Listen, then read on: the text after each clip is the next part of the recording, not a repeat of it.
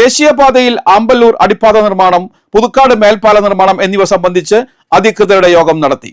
K Ramachandran MLA യോഗത്തിന് അധ്യക്ഷത വഹിച്ചു.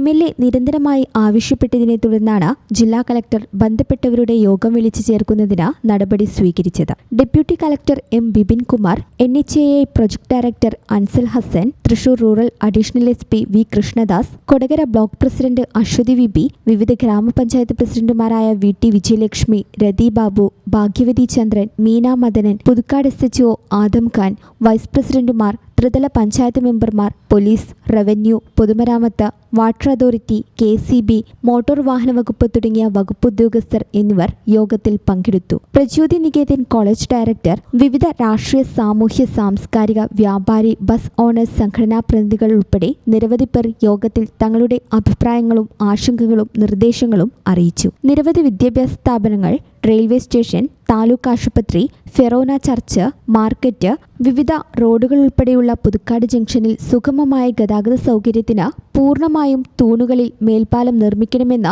യോഗത്തിൽ പൊതു അഭിപ്രായം ഉണ്ടായി. ഇത് സംബന്ധിച്ച് കേന്ദ്രമന്ത്രി കൂടിയായ MP-യെയും ജില്ലാ കളക്ടറെയും അറിയിക്കുന്നതിനും ആവശ്യമായ മേൽ നടപടി സ്വീകരിക്കാൻ അഭ്യർത്ഥിക്കുന്നതിനും തീരുമാനിച്ചു. വിവിധ പ്രദേശങ്ങളിലെ ദേശീയപാത വികസനവുമായി ബന്ധപ്പെട്ട പ്രശ്നങ്ങൾ പരിഹരിക്കുന്നതിന് നടപടി സ്വീകരിക്കുവാൻ MLA യോഗത്തിൽ നിർദ്ദേശിച്ചു.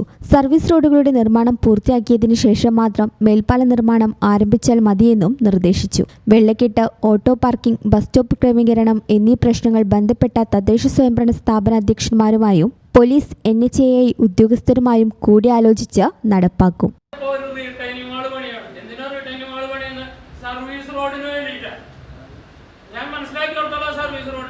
സർവീസ് റോഡ് ആർക്ക് വേണ്ടിയിട്ടാണ്? സാധാരണക്കാരന് ബസ്സിന് പോകാനോ അവന്റെ വാഹനങ്ങൾ കൊണ്ടുപോകാനോ അവന്റെ വീട്ടിലേക്ക് കൊണ്ടുപോകാനോ ആക്സിഡന്റിന് വേണ്ടിയിട്ടാണ്.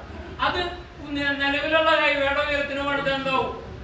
ഇത് തന്നെ പ്രത്യാവർത്തിച്ചാൽ ഞാൻ അറിഞ്ഞിടത്തോളം 6ഓളം വിദ്യാഭ്യാസ സ്ഥാപനങ്ങളിലായിട്ട് 3000 കുട്ടികളുടെ 20 പോലും സ്ഥലം കൊടുക്കാം.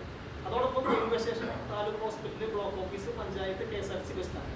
അപ്പോൾ പബ്ലിക് ആക്സസ് മറ്റു ഏത് സ്ഥലത്തേക്കാളും കൂടുതൽ തൃശ്ശൂർ മുനിസിപ്പാലിറ്റിയെ പോലെ ചാലക്കുടിയോ അല്ലെങ്കിൽ തൃശ്ശൂരൊക്കെ എത്തുന്ന പോലെയുള്ള കുട്ടികൾ വിദ്യാഭ്യാസവുമായി ബന്ധപ്പെട്ടുകൊണ്ടും ആവശ്യമില്ലാത്ത ആളുകൾ എത്തുന്ന സ്ഥലമുണ്ട്.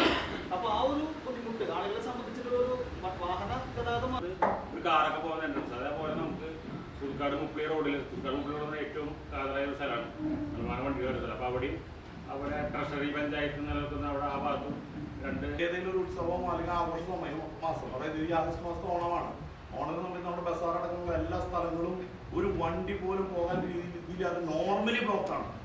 ഈ സമയത്ത് തന്നെ നിങ്ങൾ വന്നിട്ട് ഈ നിർമ്മാണ പ്രവർത്തനങ്ങൾ ഇവിടെ ഇപ്പം ഇന്നലെ സൗത്ത് ഇന്ത്യൻ ബാങ്കിന് മുന്നിൽ പോയിട്ട് കുഴി കുത്തി. എന്തിനാ കുഴിച്ചതെന്ന് മനസ്സിലാവുന്നില്ല. 2 പൊട്ടിച്ചിട്ട് അവിടെ പോയിട്ടുണ്ട്. ആ